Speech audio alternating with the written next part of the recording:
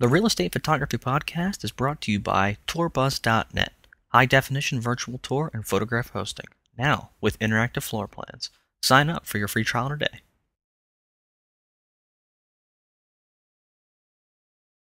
Hello and welcome to the Real Estate Photography Podcast with Mike Muriello. Today we have a post-production tip that was a viewer request. It was a great question, and I can't believe I hadn't thought about this before. Say you wanted to take this image. This is an exterior image. It could be whatever you wanted it to be. And you want to put it on a billboard or a banner or something gigantic. You can't just take this image, drop the file onto the banner, or let's go ahead and say it's a billboard. In this case, it was about a 16-foot wide by 9-foot high billboard. You can't just take it and throw it up there. It's not going to work. So what do we have to do? Well, we have to resize the image, we have to enlarge it, and make sure that the settings are correct. So we're going to basically bring the image into Photoshop, and we're almost done at this point. I know that this seems kind of odd, but there's not that much that you need to do. What you do is you go to Image, Image Size, and this is where all of your calculations are going to be done. Okay, so if you're not familiar with Photoshop's image size panel, what we can just do is say, here's your pixel dimensions, and you can see the size of the image is 62.1 megabytes, the M means. You can have it in percentage or pixels. Here's your image size, and you can, or document size, and you can see, you know, the various methods that you can calculate it in, and your resolution, and then these three checkboxes. The second checkbox down is important, because you see this little chain link there? That's our constrained proportions box. So if we make an adjustment to one, when that's checked, they both move. This third box, this is the one this is the reason why you need to use Photoshop to do something like this. Now, let me back up a second and say, just like your Exposure Fusion or HDR software, there are better options for doing this. Photoshop is competent at making enlargements or reductions. That's not a problem. Just like Photoshop is competent at making an HDR image. But for those of you out there who are doing this every day, you're probably not using Photoshop to do your HDR images. You're using LR Infuse or Photomatix Pro or some other Hydra. It could be anything. You're using a program dedicated to doing this.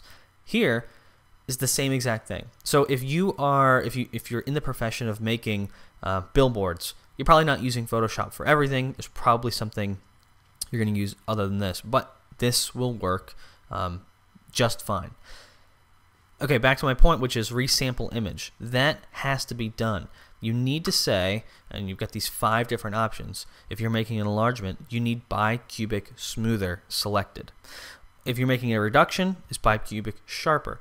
But what you're going to do is you're going to say, I want to select bicubic smoother. So when we're making a larger image, it's going to use this algorithm, and it's not just going to double the pixels until we reach our the document size that we want.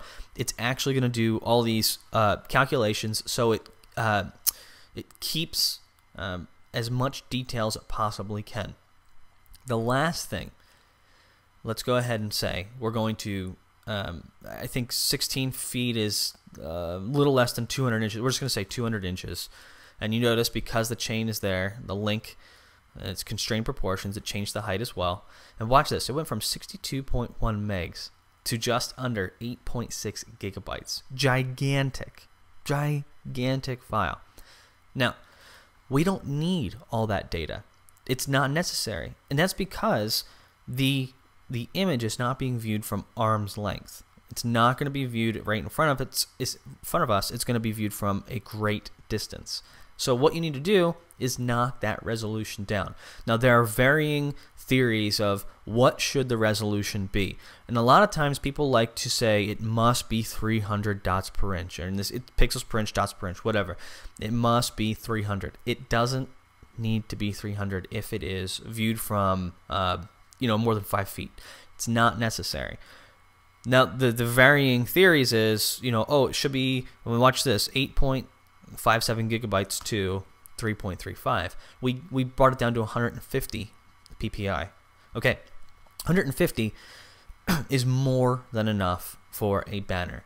And if you wanted to knock it down to 125, you can see what it's doing to the image size, and even 100.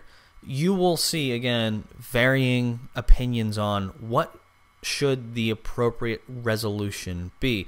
I think if you wanted to play it super safe, 150 is fine, but don't think that you need to keep it at 300.